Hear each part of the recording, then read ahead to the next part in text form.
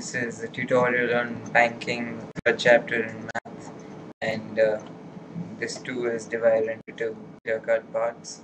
The first one is a little tricky. Um, this is where they give you a page from a passbook of a person, dates, balance, deposits, withdrawals, and you'll be asked to find the interest or the rate or the time or something. Not the time, sorry. So there's not much to learn really. I guess it'll come with practice, but the only thing you need to know is that the most important column would be the date column over here.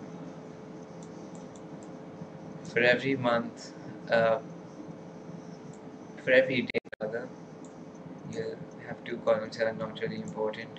Over here you will have balance.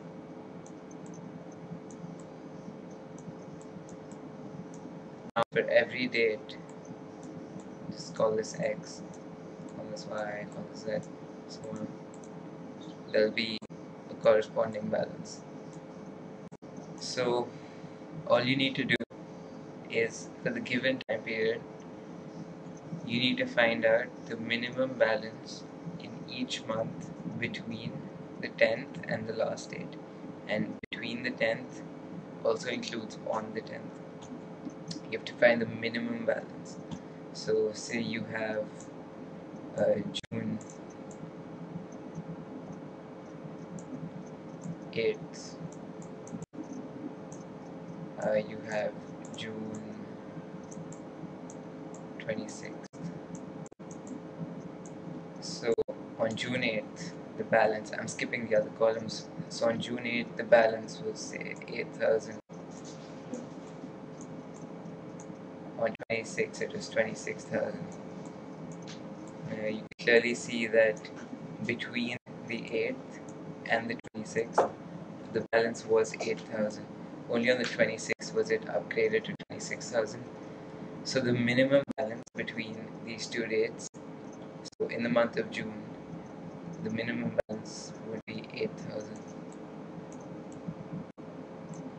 If you added another date here, June 4th, made this 4,000, the minimum balance would still remain this, because 4,000, even though it is the minimum here, it wasn't between the 10th and the 30th of June. It was only till the 8th. Same thing, now if you have June 10th and the balance here is say 200 rupees, then of course the 200 will be the minimum balance. If on the 11th of June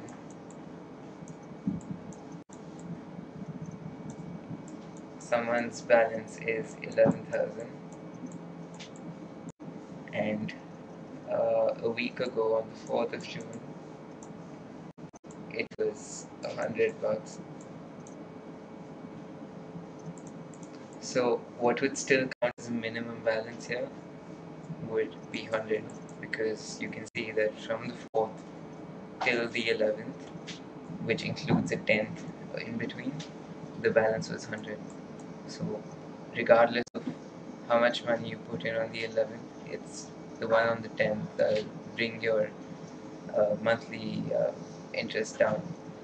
Now this minimum balance, whichever one you find out, all this contributes to the principal. Like you studied simple interest, so that you have the principal on which you get interest. More the principal, more you invest, more the interest you get back. So the same thing here, it's your loss if instead of 11,000 over here, just 100 counts.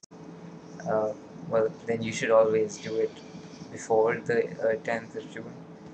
So it is only the minimum amount between the 10th and the last date of the month that counts and adds up to the principal. So I'm just going to clear this now.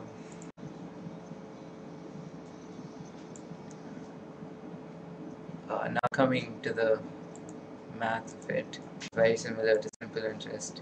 In fact, it is simple interest really. There's just one difference. Principal. Principal usually is given to you as just one number, rupees X. Over here, you'll need to make a table for all the months. January, Feb, whatever time period is given to you, how many months, and just write down the minimum balance for each of them. And at the end of it, you sum all of them up. Just store them as a sum of all of them. And the principal will be this. Also, another thing, uh, maybe the time they give you is from January to December, that's 1 year. But remember, it is a fact that t will always equal to 1 by 12. So the formula really is the same, PRT by 100, except t will always be 1 by 12, so it's actually PR by 1200, and this is your interest.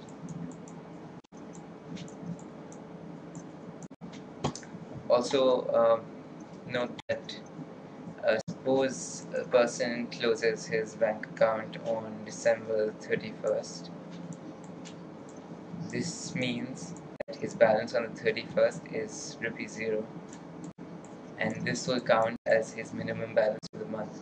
So he'll actually not get no interest for the month of December because he closed it on that day. Also, similarly, if someone opens their account on Jan the 10th or the 11th or whatever, their balance on that day would have been 0, and that will count. No matter how much money you put in on the 11th or the 12th or whenever, it will be that 0 that counts because the account wasn't even open. And that's all the rules that you really need to know, and that's just a matter of practice.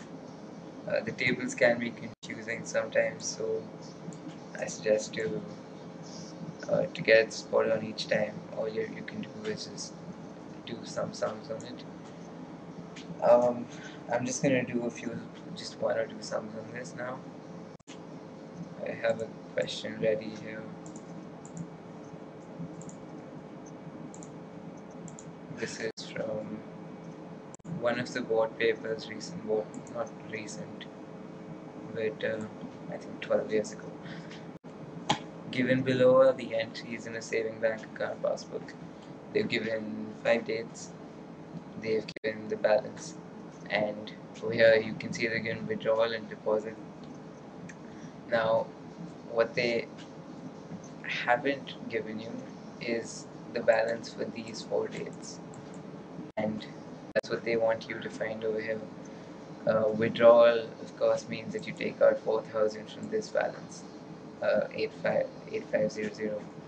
So we're just going to write that down.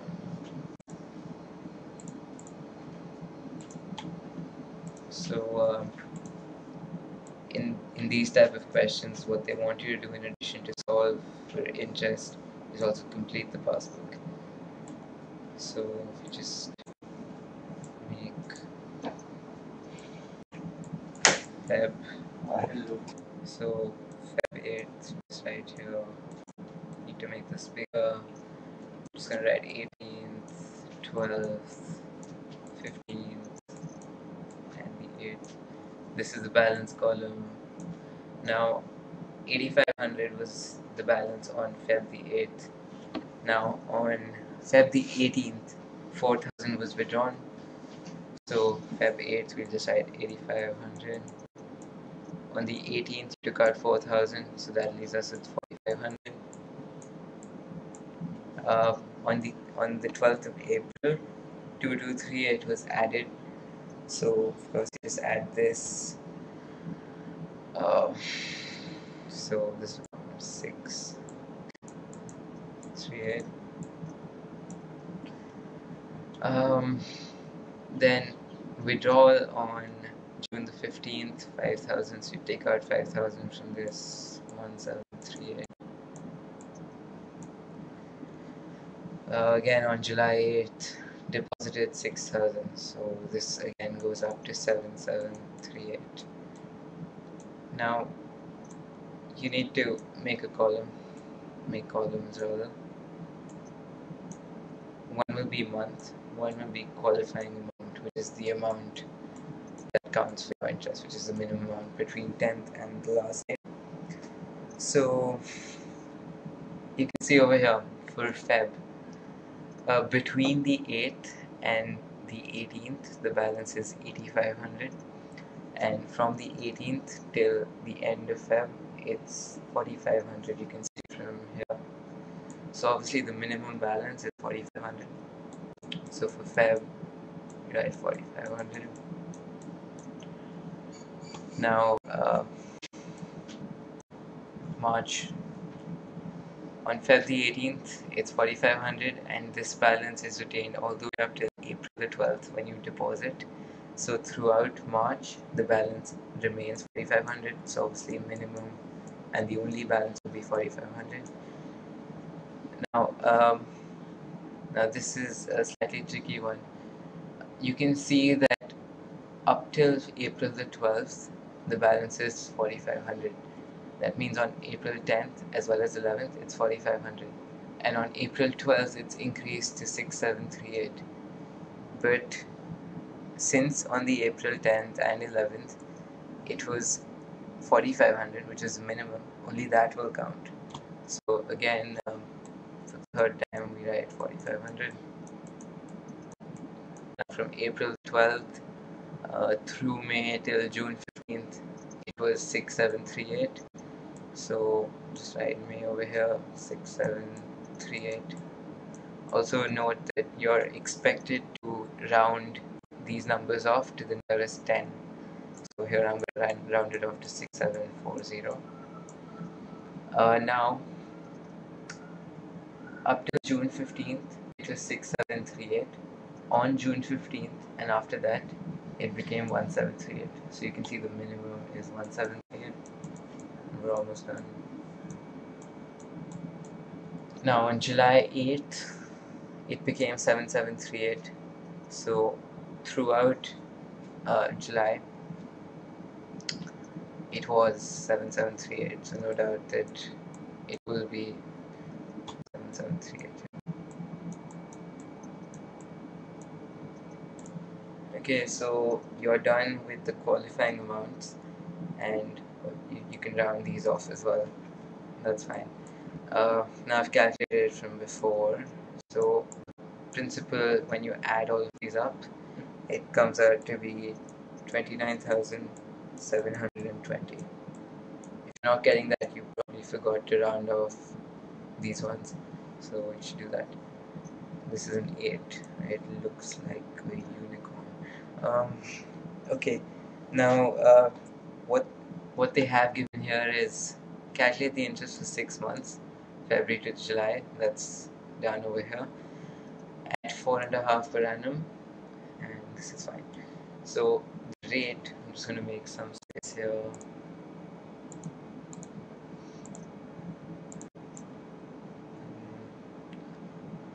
So as I told you earlier, the time, regardless of how many months, will always be 1/12, and just learn it as a fact. Okay, so the formula, as I told you earlier, it's the same as simple interest. So PDR by 100, and this gives you 29,720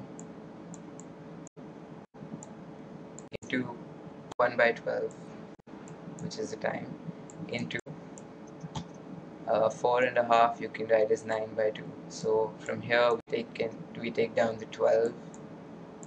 From here we take down the 2, and here we take down the 100.